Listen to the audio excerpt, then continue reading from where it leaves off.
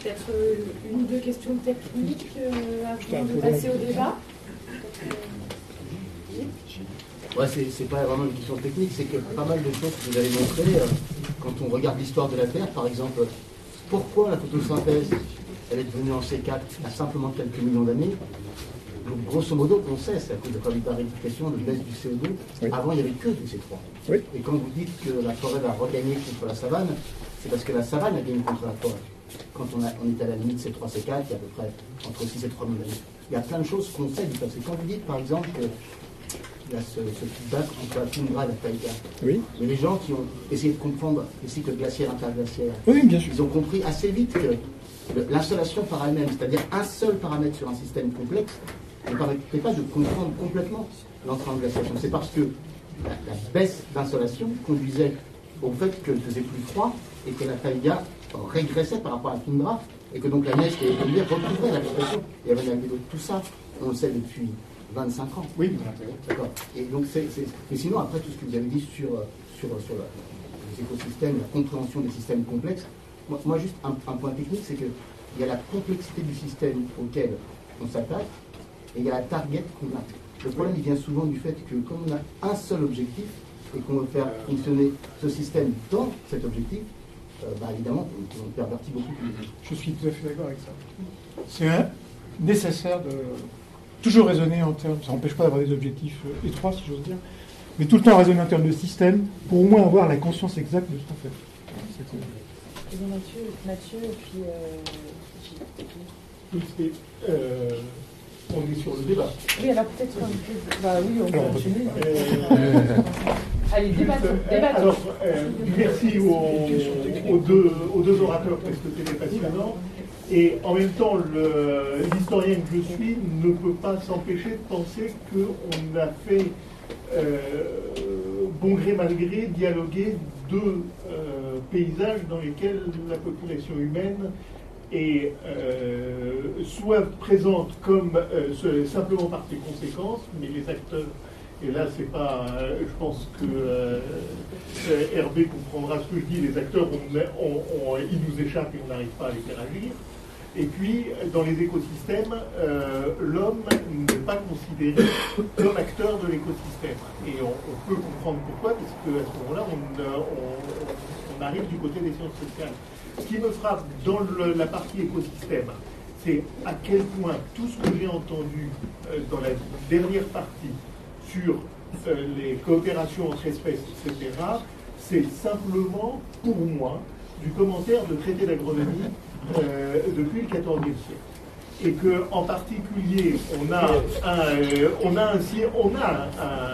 un élément test, on a un épisode test qui est quand même, sur quelques siècles, le passage entre l'optimum climatique médiéval et le petit âge glaciaire, corrélé avec un autre élément, un autre phénomène qui est le déplacement de plantes dues à la découverte de l'Amérique, avec des effets qui sont quand même des effets extraordinairement massifs, je dirais du point de vue humain, mais qui ne doivent pas du tout être limités. Je veux dire, simplement quand on pense qu'il a fallu quelque chose comme 60 ans pour que le maïs colonise une bonne partie de l'Europe. Et on se dit, là, il y a des expériences qui ont été réalisées sur lesquelles on a une masse de connaissances absolument énorme et que de ce point de vue-là, quand on dit que ces avec une partie de ces choses-là viennent de l'INRA, qui a méthodiquement étranglé toute la recherche en histoire rurale depuis une trentaine d'années, on se dit c'est un peu dommage, on perd de l'efficacité là, et on perd du temps, parce qu'il y a beaucoup de choses à faire. Je veux dire, le mélange des céréales, ça s'appelle du méthane, et c'est quelque chose qui existe depuis le XIIe siècle. Non, mais je suis... Et je me dis, quand est-ce qu'on va faire de la vraie interdisciplinarité? Et là, je pense que ça commence dans nos laboratoires. Oui. Voilà. Pas plus. Je suis d'accord. Enfin, moi, j'ai peut-être un commentaire plus général à faire par rapport à justement à l'expérience accumulée de ce qu'on appelle souvent les méthodes traditionnelles d'agriculture. Moi j'ai un raisonnement qui est très mécanique, qui dit que ces méthodes traditionnelles d'agriculture, elles ont été élaborées dans la durée, par essai, avec succès, erreur, pendant des temps très très longs, et donc par finalement une approche empirique en quelque sorte, on a fini par définir la bonne stratégie, y compris par rapport à une certaine variabilité de l'environnement.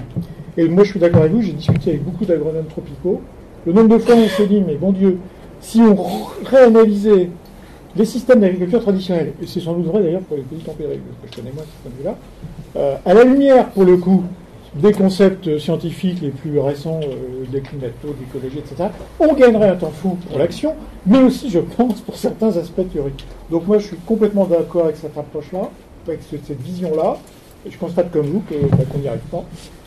Voilà.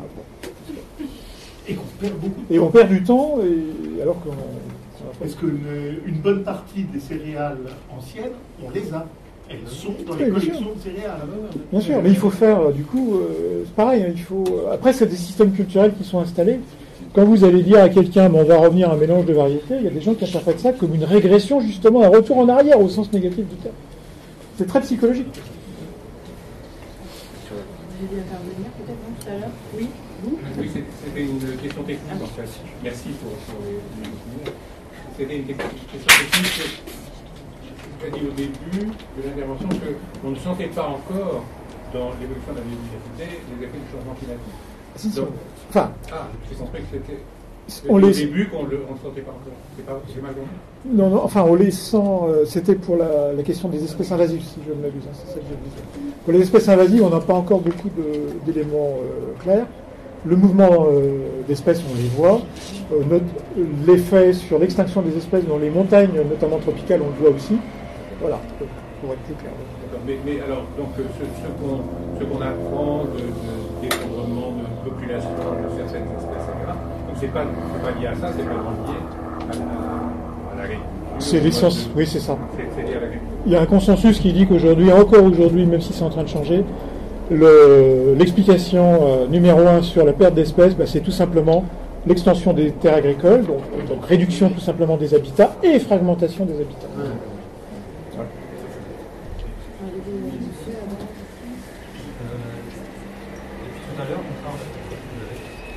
Tout à l'heure, on parle de l'impact psychologique sur notre incapacité à opérer un changement sur un modèle d'étayage qui pourrait paraître archaïque. Mais comme vous le disiez tout à l'heure, quand vous parlez des plants de riz, un système en étayage n'est pas compatible avec la mécanisation, de la même manière que la mécanisation apporte en termes de rendement financier un avantage qui l'emporte très largement sur ce modèle traditionnel. Tant que la mécanisation sera imposée dans l'agriculture, ce type de transition sera impossible. Oui, ou alors il faut, comme c'est un petit peu, c'est pour ça que je trouve que le cas du riz est intéressant, parce qu'encore une fois, en théorie, c'était le mélange total avec le problème que vous dites. Là, on a dégradé le modèle avec des bandes parallèles. Vous pouvez mécaniser. Il suffit de changer l'outil, mais la mécanisation reste possible. Donc c'est un peu moins bon en termes de résultats, mais ça reste faisable. Donc c'est toujours la même histoire. On a un modèle théorique optimal, on va dire, enfin je sais pas, maximum, je sais pas très bien comment il faut dire là pour le coup. Et puis on le dégrade en fonction des conditions de faisabilité. Je préfère qu'on fasse comme ça que le contraire, parce que quand on nous dit aussi qu'il faut partir du réel pour imaginer autre chose, on n'y arrive pas. Donc moi je préfère rêver et ensuite régresser pour voir comment on peut avancer. Mais justement, dans ce cas-là, dans ce cadre-là, le développement des nouvelles technologies pourrait être... Bien sûr. Je n'ai pas montré d'exemple, mais par exemple, sur l'efficacité des systèmes productifs dans les milieux tropicaux, c'est très lié à la distribution spatiale des plantes et des ressources. En gros, il y a co-occurrence des ressources et de la distribution des plantes, tout simplement parce qu'en fait, c'est les plantes qui génèrent le schéma de distribution des ressources. Donc, si ça c'est vrai, avec des outils de précision qui s'appellent un GPS, par exemple, qui ne paraît pas... on peut mimer le processus, mimer. Voilà. Non, on a plein de possibilités. Bien sûr. Le GPS, les robots... Tout ce qu'on peut. Oui.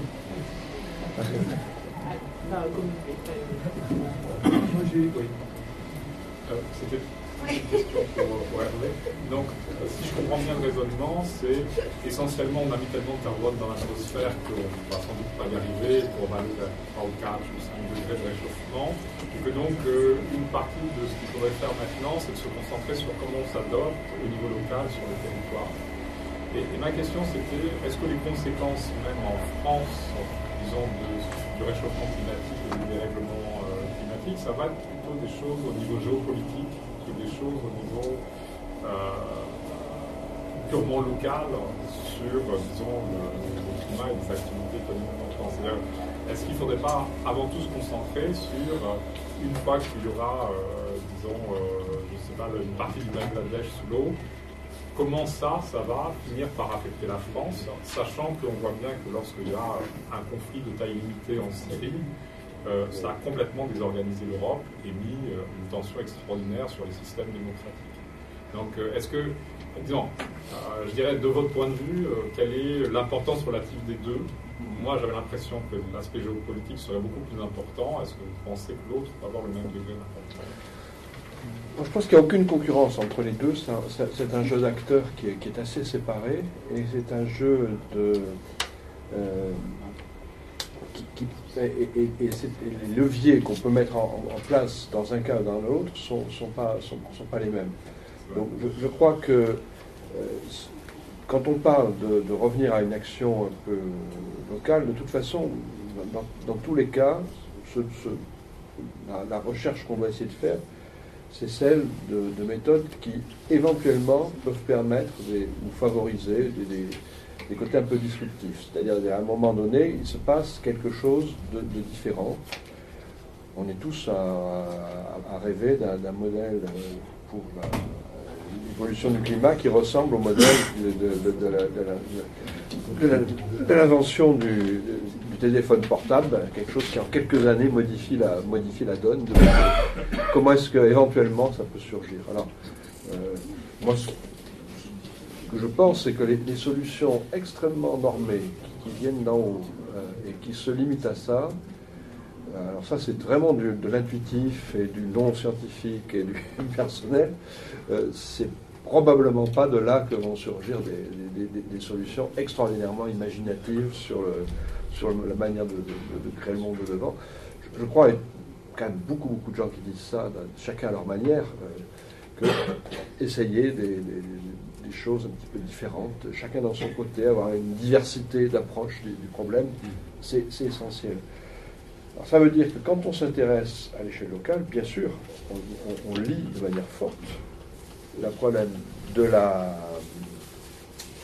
le problème de l'atténuation avec le problème de l'adaptation. C'est-à-dire qu'on cherche des méthodes d'adaptation qui sont aussi des méthodes d'atténuation. Donc ne pas oublier l'un en faisant l'autre. Après, est-ce que c'est ridicule comme domaine d'action? Non, je ne crois pas. Au sens où, je l'ai essayé de dire à un moment donné, quand on regarde quand même les principales sources d'émissions de gaz à effet de serre, ce sont les transports, ce sont l'habitat, ce sont l'agriculture, ce sont l'énergie. Beaucoup de choses qui se décident et qui devraient se décider à une échelle locale. Après qu'il faille une pensée globale, qu'il faudrait une pensée globale, qu'il faudrait même un gouvernement mondial, quelque chose comme ça, bien sûr, mais on n'a pas. Je ne sais pas comment on l'aura un jour, mais en tout cas, bien sûr qu'il faut cette réflexion-là. Simplement, je ne vois pas ce qu'elle peut provoquer à court terme. Je ne vois pas. Donc, cette vision globale nécessaire. Tout est lié à notre système économique, c'est la croissance, à des choses qui sont des choses de géopolitique qui sont très importantes, et il ne faut surtout pas se priver d'y penser, d'y agir. Mais je ne crois pas que ça soit antinomique avec le fait de... Est-ce que quelqu'un y travaille? C'est ça ma question. Il y a beaucoup. Oui, il y a beaucoup de... Militairement, on n'en a pas une question. Après, je crois que le problème, quand on parle de militaire, le problème de l'échelle, la grande échelle, c'est qu'elle est faite de gens qui sont en compétition les uns avec les autres. On ne va pas faire semblant de croire qu'il existe une humanité pacifique et qui travaille, où tout le monde travaille la main dans la main. Vous avez des pays comme la Chine ou les États-Unis, qui ne sont pas nécessairement belliqueux, mais où il y a une compétition pour la recherche de nouveaux brevets, de nouvelles technologies, qui est très forte. On n'est pas tous ensemble en train. Je crois qu'il faut faire attention un peu à cette échelle. Cette grande échelle ne me paraît pas suffisante pour agir. Si on, je ne vois pas comment on peut laisser. Et puis, après, on a un problème d'échelle de temps aussi. C'est-à-dire que ce qui va se passer sur nos territoires, c'est dans 10 ans, dans 20 ans. Est-ce qu'on laisse sans préparation des zones qui vont s'inonder sans avoir réfléchi à ce qu'on va faire des populations, si on fait des œuvres d'art, si on ne fait pas d'œuvres d'art? Est-ce qu'on laisse sans préparation des systèmes, tous les systèmes, je crois à tout thème, puisque j'en ai parlé, tous les systèmes de marée, est-ce qu'on les protège, est-ce qu'on les remet en place? Il y a plein de décisions qui doivent être prises. Il faut y réfléchir à l'aune du problème du changement climatique, je crois. Aujourd'hui, tout ça est à l'abandon. Pour donner une idée, parce que ce problème du refus du fait local est quelque chose de dramatique. Il existait au niveau du ministère un programme vraiment dédié aux problèmes locaux qui s'appelait le GICC, Gestion et Impact du Changement Climatique. C'est un programme qui a été pendant des années porté par dont le nom m'échappe, et puis qui s'est fait remplacer récemment par Denis Salle, qui est aussi une personne qui travaille chez nous dans la Climatera, enfin, c'est un des moteurs du programme Actita dont je parle, et responsable de ce programme national, Gestion et Impact du Changement Climatique. Il a fait un appel à projet, on avait promis 2 millions d'euros, c'était il y a 4 ou 5 ans, ça. Ils ont une centaine de projets, quelque chose comme ça. Il a sélectionné une dizaine, après un long travail, avec des reviewers, avec des... il a attendu 1 an, 2 ans, 3 ans, 4 ans, et là, il a décidé de démissionner de son poste de responsable du programme. Il y a 0 argent mis là-dedans. 0 argent. Il va aller 2 millions d'euros. Il s'agit du seul programme qui vient du ministère de l'Environnement qui soit dédié à la gestion du territoire et à la gestion de ce programme de recherche.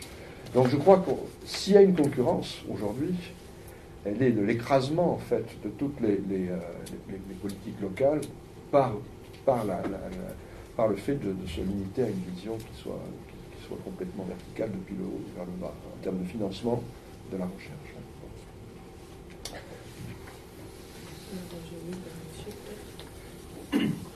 J'avais une question technique, ça tombe bien que sur ce dernier slide là. Est-ce que dans le calcul, vous dites que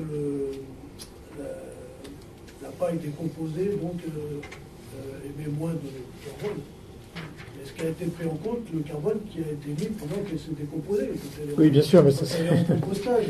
Oui. Alors, ça c'est une première question, et puis j'ai une autre question, c'est par rapport à ce que vous avez dit à un moment, je ne sais pas lequel des deux, mais je pense que c'est vous, par rapport à la concurrence entre l'herbe et les arbres. À un moment, vous dites qu'il faudrait que les arbres reprennent la place des sols cultivés. Est-ce que l'agroforesterie n'est pas justement la bonne solution à ce niveau-là? Oui. Alors sur la question du bilan, là c'est pas sur, là il n'y a pas le bilan, hein, bien entendu. Donc la question du bilan, en fait, on a un gain qui apparaît, si on tient compte du CO2 émis par la paille, hein, qui apparaît au bout de 3 ans de pratique, voilà à peu près. Là on finit par avoir un gain positif de CO2 si je prends en compte toutes les étapes de l'opération. Et puis pour du coup la deuxième question, c'était... Oui, l'agroforesterie, bien entendu.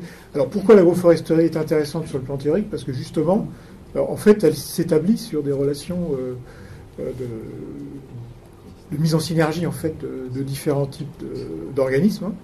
Et puis sur une diversification des productions, puisque dans l'agroforesterie, il va y avoir une production de plantes annuelles, mais aussi, éventuellement, de bois ou des choses comme ça. Donc, on obtient une résilience économique qui est plus forte, hein. Mais là, il faut aussi attendre un certain temps. C'est comme pour le bilan carbone. Il faut un minimum 15 ans, en gros, pour que ce système soit rentable sur le plan économique. si on intègre la production de bois dans cette histoire. Concrètement, pour ma première question, vous dites au bout de 3 ans, on a bien un gain. Oui. Dans le cas où on laisse la matière organique se décomposer sur le sol. Pour la bonne raison que tous les résultats, enfin, une des explications, c'est que tous les résultats expérimentaux montrent qu'une matière qui est déposée sur le sol se décompose moins vite qu'une matière qui est... oui, parce que derrière ça, il va y avoir de labour, hein, ça a été incorporé au sol. Ça décompose moins vite qu'une matière qui est incorporée au sol, puisque quand on est dans le sol, on a des contacts massifs entre la microflore et la matière à dégrader, ce qu'on n'a pas en surface. Donc c'est aussi un des facteurs qui ralentit du coup l'émission. Et ça favorise aussi, par exemple, la méthanisation. Donc, vous pourriez éventuellement faire un méthaniseur qui récupère justement... Alors, ça, c'est effectivement des options qui ont été explorées. C'est-à-dire qu'après, il y a la question de la méthanisation. Donc, si on a un système qui renvoie ce qui n'a pas été transformé en méthane dans le champ, alors là, sur le plan théorique, on est bon, puisqu'il ne reste en gros que les molécules les plus récalcitrantes. On peut aussi imaginer des systèmes qui couplent justement la phase de compostage, en gros, avec ça existe déjà, hein, avec des serres qui fonctionnent sur un CO2 élevé. Donc effectivement, il y a un système à concevoir. La méthanisation, on sait déjà que ça fonctionne bien. Le seul problème de la méthanisation, c'est que si on multiplie les installations de méthanisation, il faut qu'on soit sûr qu'elles ne fuient pas, quoi. En gros, là, il faut vraiment qu'il y ait un suivi très, très... Le méthane, pour autant que je sache, c'est pas très bon. Voilà. Donc ça, c'est quand même un problème quand on a des unités partout. Donc le CO2, c'est moins grave. Économiste. Je vais moduler un peu la réaction vive de mon ami des sciences sociales, Mathieu, et en histoire. Moi, je suis extrêmement... je ne suis pas sûr de tout comprendre, mais je suis extrêmement intéressé par votre dernière proposition, qui est pour moi extrêmement importante, à savoir combiner des méthodes d'atténuation et des méthodes d'adaptation, et savoir que, bien entendu, si le niveau local est plus complexe que le niveau général, en réalité, l'action au niveau local est très importante. Alors là, vous rejoignez, si vous voulez, une préoccupation d'une partie des économistes qui est fondamentale. Moi, je l'ai exprimé plusieurs fois dans ce séminaire. À savoir que, si vous voulez, les économistes sont très bons dans la critique du système lorsqu'il s'agit de dénoncer des phénomènes monétaires et des externalités négatives du fait que nous sommes dans un système où la monnaie, l'évaluation monétaire est privilégiée. Au niveau macro, au niveau général, bien entendu, on commence à élaborer des indicateurs, en réalité, notamment au niveau de l'ONU, en réalité très difficiles à mettre en œuvre en termes de développement durable. Dès que l'on descend à l'échelle microéconomique et donc locale, notamment, à ce moment-là, on a de nouveaux outils qu'on est en train de mettre en place qui ne sont pas très bien connus, mais et qui ne sont pas juste en développement, et qui concernent ce que nous appelons les indicateurs d'évaluation extra-comptable, extra-financiers, qui sont des indicateurs de nature qualitative, qui ne peuvent pas être mesurés en termes, qui ne peuvent pas se traduire en termes quantitatifs, mais qui sont des indicateurs dont on peut apprécier la valeur, notamment dans les liens qu'il y a, qui peuvent être établis dans cet indicateur. C'est-à-dire, pour être vite, connaissance, compétence, organisation, hein, voilà, des indicateurs de cet ordre-là, et qui peuvent être des guides d'ordre stratégique, sachant qu'on atteint des résultats positifs en matière de développement durable.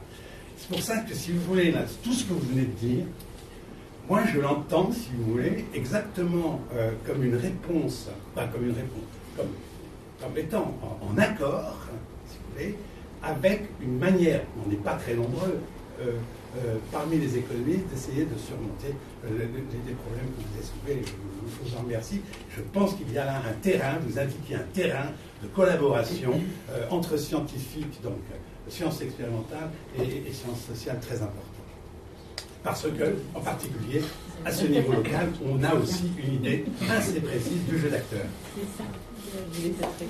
Oui, je pense que, en ce qui concerne le jeu d'acteur, je pense qu'à l'échelle locale, effectivement, il y a des choses qui sont plus faciles. C'est ce qui m'a beaucoup frappé dans le travail qu'on a fait, c'est le fait d'avoir une fluidité de discours qui est facilitée par le fait que les objectifs sont des objectifs extrêmement définis, extrêmement concrets, extrêmement...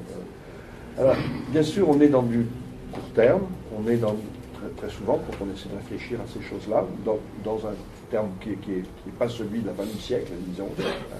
Mais s'il y a une chose, alors je ne sais pas, j'ai pas assez réfléchi par rapport à ce que vous dites, mais il y a une chose, moi, qui me frappe dans l'échelle locale, c'est que le problème de l'argent ne vient pas en premier. Moi, j'ai été assez frappé par le fait que pratiquement toutes les propositions qu'on a essayé de faire dans notre rapport sur le changement climatique en Aquitaine ne sont pas des propositions avant tout fortement influencées par un besoin de finances. Elles sont surtout influencées par un besoin de gestion d'actifs, naturels essentiellement, différemment, de choix de filières agricoles différentes, mais avec, bien sûr, il y a à ce moment-là des formes d'incitation, mais qui ne sont pas l'équivalent de construction de choses entièrement nouvelles. Donc, avant la partie financière, il y a une partie de réflexion sur des choix de gestion, et qui sont en lien direct, alors cette fois, c'est là que ça fait plaisir à un climatologue, et éventuellement, on revient à ce qui a été à un moment donné la géographie, à ce qui est toujours la géographie, mais qui a été qu'on peut peut-être quantifier un petit peu, enfin, en tout cas, nous physiciens revenons aussi à une forme de géographie, qui est de se confronter à la planète elle-même et aux choses elles-mêmes et aller à la dimension où se font les D'accord. Aux actifs naturels dont vous parlez, nous ajoutons ce que nous appelons les actifs immatériels. Et c'est dans cette approche que l'on peut avoir une complémentarité entre nous, parce que, effectivement, ces actifs matériels touchent essentiellement le mode de fonctionnement des entreprises ou des organismes de construction, et effectivement nécessitent de mettre en place, c'est mon dernier mot, des critères de gestion qu'on appelle des critères de gestion ESG, c'est-à-dire environnement, sociétal et gouvernance. Alors après, juste pour... Moi, je ne suis pas un obsédé de l'échelle régionale seulement. Mais moi j'ai une question d'écologie. En fait, on sait qu'aujourd'hui la biodiversité ça rend des services aux humains qui sont très nombreux et il y a des gens qui essaient de leur donner une valeur monétaire, parce que je ne pense pas que ce soit forcément une super idée, mais en tout cas il y a des services. Et on sait qu'indépendamment du réchauffement climatique, on est en train de faire un écocide absolument incroyable, c'est un événement de portée géologique. Et on ne sait pas jusqu'où ça va s'arrêter, mais est-ce que les écologues ont un avis sur la question? Est-ce qu'à un moment donné, ça craque, c'est-à-dire ça devient on a tellement perturbé la biodiversité qu'on n'arrive plus à se nourrir? C'est-à-dire un monde où il y a, pour caricaturer, des hommes, des cochons, des poulets, des vaches et des saumons d'élevage, et des méduses. Bon, et des microbes. Est-ce que les écologues ont un avis là-dessus? Alors, un avis non, mais enfin un avis, sans doute qu'il y a pas mal d'avis différents, on va dire, mais il y a deux choses. Ça pose, ce que vous dites, ça tourne autour de deux concepts finalement. C'est le fameux concept de tipping point, de bascule. Donc ça, c'est évidemment une obsession en écologie, et c'est pour ça qu'il y a beaucoup de gens qui travaillent en modélisation. À partir de quel moment, effectivement, avec les effets en cascade, qu'on a pu voir, on n'est pas sur des phénomènes linéaires par essence, puisqu'on est sur des objets complexes. Donc ça, c'est une préoccupation, effectivement, de gens qui font de la recherche théorique là-dessus. Aujourd'hui, on n'a pas de résultats opérationnels sur ces aspects-là. On ne sait pas c'est clair que d'un groupe à l'autre ou d'une situation à l'autre, c'est pas le même nombre minimum d'organismes qui va faire qu'on va changer complètement de trajectoire ou des choses comme ça. Donc ça, c'est une première réponse, mais pour l'instant, c'est uniquement de la recherche théorique. Et pas très différent, ça pose aussi la question de ce qu'on appelle, nous, l'écosystème minimal. C'est-à-dire, finalement, voilà, on a une méduse, enfin, il ne reste plus que quelques acteurs. Est-ce que ça marche ou est-ce que ça ne marche pas? Alors ça, on n'a pas de réponse non plus. Peut-être qu'on en aura dans pas si longtemps que ça, puisque, après des décennies de bataille, on a fini par arriver à financer en France ce qu'on appelle deux écotrons, c'est-à-dire des systèmes avec un très haut degré de contrôle sur des modèles réduits d'écosystèmes. Et donc là, l'idée, c'est exactement ça. C'est-à-dire, on a affaire à des systèmes d'une complexité effroyable, donc on ne sait jamais où on va. Donc, ce qu'on peut faire dans ces outils, c'est fabriquer des écosystèmes artificiels. Donc, on va énormément baisser la complexité, mais on va quand même garder une complexité, mais surtout une complexité explicite. Je ne sais pas si on travaille sur le sol, on va mettre du sable de Fontainebleau, de l'argile de chez ProLabo, 4 molécules organiques d'un fournisseur de laboratoire, 3 bactéries, et voilà. Et comme ça, peut-être qu'un jour, on pourra répondre à cette question, si elle a un sens, moi j'en sais rien. Est-ce qu'il y a une espèce de minimum pour pouvoir parler d'écosystème et donc réouvrir une perspective de redémarrage voilà. Vous connaissez l'expérimentation combien de temps pour avoir des résultats? Pardon? Il faut faire l'expérimentation combien de temps pour avoir des résultats fiables? De toute façon, là, c'est pareil, il va y avoir un biais, c'est-à-dire qu'on va prendre des systèmes qui répondent rapidement. Donc, dans un premier temps, on va travailler sur des systèmes microbiens, par exemple, bactériens ou des choses comme ça. Vous avez le nom du projet Alors, il y a des sites web, vous allez sur Ecotron, vous tapez Ecotron Montpellier ou Ecotron Foljuif, oui, voilà, Saint-Pierre-les-Nemours, et vous tombez dessus. Alors, voilà, deux systèmes qui sont bien complémentaires. Je voulais juste dire à propos de monsieur sur l'économie, à l'AgroParisTech, il y a une chaire qui va traiter, au moins en 2019, si elle ne l'a pas déjà fait, des comptabilités non financières. C'est-à-dire, par exemple, savoir, j'achète un vélo, combien de carbone a déjà été produit pour 3 000. Maintenant, je voulais parler des éco-sceptiques. Vous l'avez évoqué tout à l'heure. Il y a des gens qui ont des formations scientifiques et qui ont accès au grand public de la télévision, par exemple, et qui contestent tout ce qu'on a entendu aujourd'hui. Je voudrais savoir quels sont, à votre avis, les biais dans leur raisonnement et les points sur lesquels on peut les contredire et finalement emporter le débat. Ça, c'est une vaste question parce qu'on est confronté à ça maintenant depuis les débuts, donc depuis une vingtaine d'années au moins. Il y a des personnalités successives qui ont... François Gervais, par exemple. Alors, voilà, mais je le connais depuis très peu de temps, on en a parlé l'un dernier jour, je n'avais pas... Alors, il y a plusieurs choses. D'abord, il y a toute une gradation entre des choses qui sont scandaleusement fausses et puis des questions qui sont qui s'ouvrent sur des problèmes où la science, effectivement, n'est pas complètement formée. On peut avoir certaines divergences de vues. Donc, je crois qu'il y a deux... Il faut se trouver sur la crête entre deux écueils. L'écueil qui serait d'avoir l'air de refuser les débats, ou de refuser les débats, parce que je crois qu'on a besoin de débattre. Et dès qu'on passe au domaine des solutions, alors là, on est dans un domaine où il n'y a pas d'accord sur ce qu'on doit faire. On n'a pas de débat réellement. Alors s'il y a d'accord sur une partie simple des choses, les mesures d'économie, les mesures, il y a un certain nombre de mesures mais toutes les mesures d'infrastructure, comment on doit concevoir les mesures d'urbanisme, tout ça, c'est des choses qui n'ont pas été débattues complètement sur le fond. Et donc il faut des espaces de débat. Je pense qu'on n'ira pas. Et il faut des espaces de divergence d'idées, des échanges et cela, on doit les protéger. Et puis, alors, je ne sais pas comment faire vis-à-vis des gens qui disent des choses qui sont globalement, brutalement... ça demande un temps fou. Ça demande un temps fou. On n'est pas organisé pour ça. On n'est pas... Il n'y a pas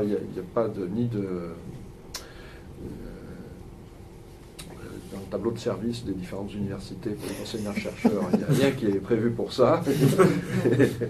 Et c'est un vrai problème. C'est quelque chose qui n'est pas à l'échelle des communautés qui sont actives là. Et de fait, on laisse se propager des choses qui ont une durée de vie absolument incroyable. Je lisais un article de François Gervais, par exemple, récemment. Il montre un schéma sur lequel il y a un nuage de points, et il dit, vous voyez, il y a une sinusoïde. Mais il y a une telle dispersion dans son nuage de points que la puissance statistique de sa sinusoïde, elle est quasi nulle, quoi. Et l'intérêt, justement, du point de vue méthodologique, de ce que présente le GIEC, c'est qu'à chaque fois qu'il donne un chiffre, il présente un degré, un intervalle de confiance, ou il présente le premier décile, le 9e décile, etc. Ce que ne fait pas justement François Gervais. Mais je pense que la réponse, elle est là. Il faut lui dire, monsieur, vous ne faites pas de la science. Parce que la science, c'est ce que vous venez de dire. Je ne crois pas qu'on puisse dire point comme ça. Je pense qu'on est confronté à quelque chose de plus gênant. Mais il faut essayer. Il faut essayer. Malgré tout, si on regarde sur 10 ou 20 ans, il y a des choses qui ont été combattues avec un certain succès quand même. On a réussi à faire. Il y a des choses. Alors, je dirais qu'il y a une autre. On a, en ce qui concerne, je pense, les deux problèmes qui ont été cités, il y a aussi une vérité qui sera malheureusement celle de la nature. C'est un peu ce qui se passe pour le problème du climat aujourd'hui. C'est-à-dire qu'il y a une partie de ces choses qui sont vraiment qui ne devraient pas être, enfin, qui sont vraiment fausses, vraiment stupidement fausses quelquefois, qui sont effacées tout simplement par ce qui se passe dans le monde réel. Et malheureusement, on peut penser que le monde réel va nous fournir de plus en plus de raisons de vérifier du grand public que ce qui a été prévu était juste. Jusqu'à présent, tout ça c'est vérifié, tout ce qui a été prévu c'est vérifié. Donc c'est ça qui a fait aussi que ces controverses sont différentes aujourd'hui. Mais après, il y a toujours une forme souterraine de propager ces controverses. Il y a une dimension que je crois très importante, et c'est souvent dit, et là ça peut paraître un peu démago dans le cadre actuel, mais c'est il y a un déni qui tient au fait que quelquefois on a eu raison un peu trop vocalement, et donc il y a une force on a fait peur. Beaucoup de gens ont peur, vraiment. Je me rends compte que quand je me promène, on parle de changement climatique, il y a une angoisse par rapport à ça qui est réelle. Donc, beaucoup de gens. Et par rapport à cette angoisse, il y a aussi un déni qui est très lié à l'angoisse du déni. Et c'est Dominique Lebuc, qui est responsable du journal Sciences et Avenir, qui me disait que si elle veut baisser le tirage, enfin la vente surtout, de son journal, il suffit de parler de changement climatique à la une, parce que ça stresse les gens, ils n'ont pas envie d'en entendre parler. Donc il y a aussi cette dimension-là. Je pense qu'il faut réfléchir au fait que là, aujourd'hui, c'est un processus, c'est quelque chose qui est admis par une grande majorité de la population et qui ça fait peur. Il faut effectivement trouver des solutions, et puis qui n'a pas envie d'entendre parler. Je crois qu'il y a une dimension nouvelle par rapport à il y a quelques années qui est celle-là. Jacques, il voulait compléter. Un petit complément d'information là-dessus. Il y avait un site, je crois, qui fonctionne toujours, les Chevaliers de la Terre plate, qui était où des gens comme Pierre Imbert, etc. Je ne sais pas s'il fonctionne, mais il y a des sites, oui, on a fait des sites. Et je me demande si le site de Planète Terre de l'ENS Lyon n'a pas ce genre de choses aussi. En ce qui concerne François Gervais, François-Marie Bréon vient d'écrire un... Tu as lu? Moi j'ai un document sur son livre de 2015. Mais sinon, normalement, ça devrait être le site de Planète Terre qui s'occupe de ça. Vous avez évoqué plusieurs cas, l'importance des phénomènes de microbiologie et de biologie du sol, discipline qui était très peu enseignée il y a 40 ans dans les écoles d'agro. Et récemment, j'ai entendu quelqu'un qui est membre de l'AFIS, l'Association française d'information scientifique, qui écrivait même plutôt que les pesticides n'affectaient pas la biodiversité. Mais à la réflexion, je me rends compte qu'il parlait de la biodiversité des espèces sur sol, quoi, des plantes mais il n'a pas du tout évoqué dans cet article tout ce qui était biodiversité du microbiote. Voilà. Donc, est-ce que c'est pas justement cette limite de l'univers, ou enfin segmentation de l'univers, qui fait que certaines personnes oublient certaines choses, certaines conséquences des pesticides? Oui, alors bon, que le sol soit une partie de l'univers très oubliée ces dernières décennies, c'est quasi officiel. Il y a une dizaine d'années, la direction de la recherche au ministère disait la science du sol est sinistrée en France en termes d'effectifs. Bon, il ne s'est rien passé depuis, d'ailleurs. Pour répondre à ça, bien entendu. Mais alors après, pour revenir plus sur le fond, la biodiversité du sol, pour l'instant, elle est encore extrêmement mal quantifiée. On a des outils nouveaux qui sont apparus, les outils moléculaires, mais on a encore du mal à vraiment les mettre en œuvre et à donner une signification à ce qu'on mesure. Que les pesticides n'aient pas d'effet sur la biodiversité, ça dépend de quoi on parle. Si on parle de la diversité de type d'organismes, c'est peut-être vrai. Si on parle de l'abondance des organismes, c'est très clairement faux. Voilà. Je pense que c'est tout ce qu'on peut dire de façon prudente aujourd'hui. Ce qui est clair chez les micro-organismes, c'est qu'il y a une capacité d'adaptation qui est absolument phénoménale. Il y a une redondance par rapport justement à des ressources ou des contraintes de l'environnement qui est phénoménale. Et qu'à la limite, on finit par se demander si les questions qu'on se pose sur les liens, par exemple, entre biodiversité, productivité, etc., pour les organismes supérieurs, est-ce que ça a un sens compte tenu des capacités évolutives et de la diversité extrême de ces micro-organismes, on parlait des échanges d'informations génétiques, etc., qui fait que finalement ça échappe peut-être en partie aux lois qu'on a évoquées pour les autres organismes. Enfin, moi en tout cas je ne suis pas inquiet pour les micro-organismes du sol. Il y a par exemple des manips qui montraient que des sols qui avaient été matraqués pendant très longtemps à l'atrazine, qui est maintenant interdit, quand on fait des manips de laboratoire, c'est les sols qui ont été matraqués le plus longtemps et aux plus fortes doses qui aujourd'hui dégradent le plus vite l'atrazine quand vous créez des conditions expérimentales parce que vous avez sélectionné tout simplement des communautés qui utilisent ça comme un substrat. Vous parlez beaucoup des bactéries, mais il y a aussi effectivement les champignons. Les champignons, bien sûr, oui. Organismes en général. On étudie un petit peu la biodiversité. Les archées aussi, qui ont un rôle qui est encore propre. Oui, bien sûr. Alors, il y a Michel, Petros, Madame. Oui, pour revenir sur l'angoisse, c'est toujours très négatif quand le niveau d'angoisse est en train de monter, parce que ça n'est pas du tout favorable à des décisions claires, ni à l'imagination d'ailleurs, ni à l'invention. Alors ça c'est la première chose. Alors, du coup, la question que je me pose, c'est comment les chercheurs peuvent-ils s'y prendre? C'est-à-dire, est-ce qu'il n'y a pas la possibilité de travailler avec des réseaux associatifs, d'ONG, etc. Est-ce que ça fait partie de vos pratiques professionnelles? Parce que vous avez terminé tout à l'heure d'ailleurs votre intervention sur la nécessité de travailler sur des concepts. Bon, mais des concepts, il faut les mettre aussi en œuvre. Donc les mettre en œuvre aussi, dans le milieu agricole, sans doute les syndicats paysans ont un certain rôle. Donc voilà, et je pense que la question se pose pour vous deux, c'est-à-dire comment ramifier en quelque sorte les connaissances qui sont les vôtres et dont vous montrez la pertinence. Dans votre question, il y avait en partie la réponse, c'est-à-dire qu'effectivement, ce qu'on essaye de faire, mais on part de bas, on n'est pas forcément très doué pour le faire, mais en tout cas, c'est ce que moi j'essaie de faire, c'est de construire des partenariats à long terme, pas un coup. Voilà. Ça, on sait faire des coups. Mais monter des partenariats avec des gens qui sont plus engagés dans l'opérationnel, ça peut être des syndicats agricoles, ça peut être des exploitations qui ont une espèce de statut de démonstrateur, qui ont envie d'expérimenter. Il y a un tas d'agriculteurs en réalité qui font de l'expérimentation dans leur coin et qui trouvent des fois des choses tout à fait intéressantes, des pistes. Donc moi je crois que c'est ça.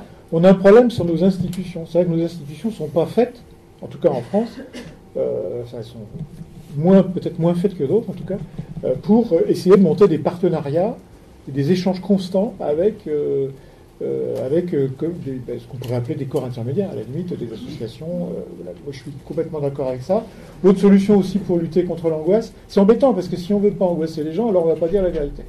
Donc je pense qu'on est là pour dire ce qui est, et en même temps, c'est ce que j'ai essayé de faire en tout cas ici, de donner les pistes de solutions. Il y a des solutions pour en sortir. Donc il faut exposer le problème, le regarder en face, parce que si on ne le regarde pas en face, on ne bougera pas. Et ensuite proposer les pistes de solutions. Il y a quand même des solutions disponibles sur beaucoup des points qu'on a évoqués. Oui, peut-être un complément. Oui, moi je pense que c'est un peu la même chose dans nos domaines. Je crois qu'il faut essayer d'insister sur le faire. Et donc, je crois qu'on ne peut pas prendre les gens pour ce qui ne... Enfin, il y a une bonne conscience de ce qui est significatif, ce qui est moins significatif, de ce qui est à l'échelle des problèmes posés, et ce qui l'est moins. Donc, la demande de qu'est-ce que je peux faire moi, elle est en permanente. Elle est permanente quand on fait des discours sur ces problèmes-là. Le qu'est-ce que je peux faire moi revient systématique. Bon. Alors, moi, une des raisons qui fait que je me suis attaché à ce problème régional, c'est justement qu'il offre beaucoup de perspectives pour faire des choses. Quand on y réfléchit un peu, ce qu'on voit aussi, c'est qu'on a en France des échelons de gouvernance qui sont multiples, hein, qui vont de la municipalité jusqu'à l'État, et qui sont pas très facilement supportés dans toute leur dimension. On voit finalement assez peu de gens qui votent même pour les échelons régionaux. Donc, heureusement, on a un système d'association, un système d'organisation qui est assez puissant. Alors, il faut faire attention que tout ça s'incarne surtout dans des actions. Je crois qu'effectivement, on a besoin de tester, d'avoir une sorte de capacité à s'approprier ces problèmes-là au travers d'une démarche un peu active, pas d'une démarche qui soit contrainte.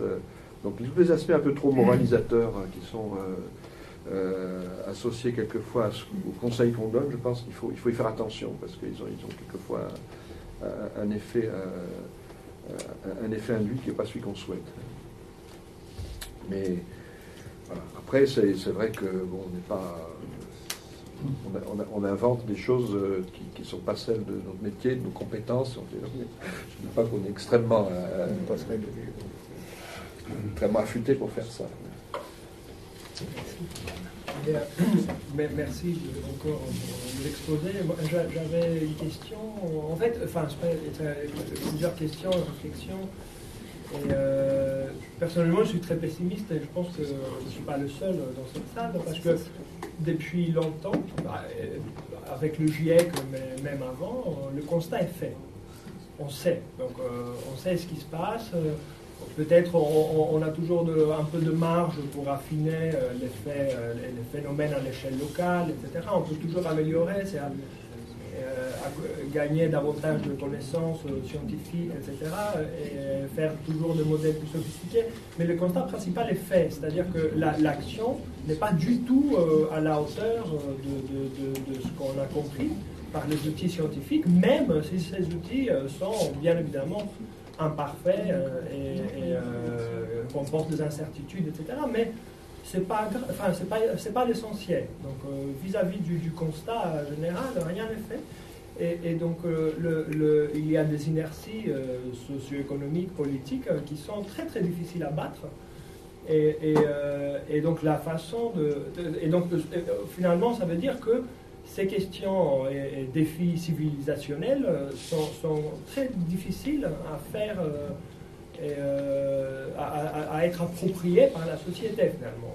La société doit être d'une certaine manière protégée contre elle-même, parce que comme un bébé ne sait pas agir en conséquence,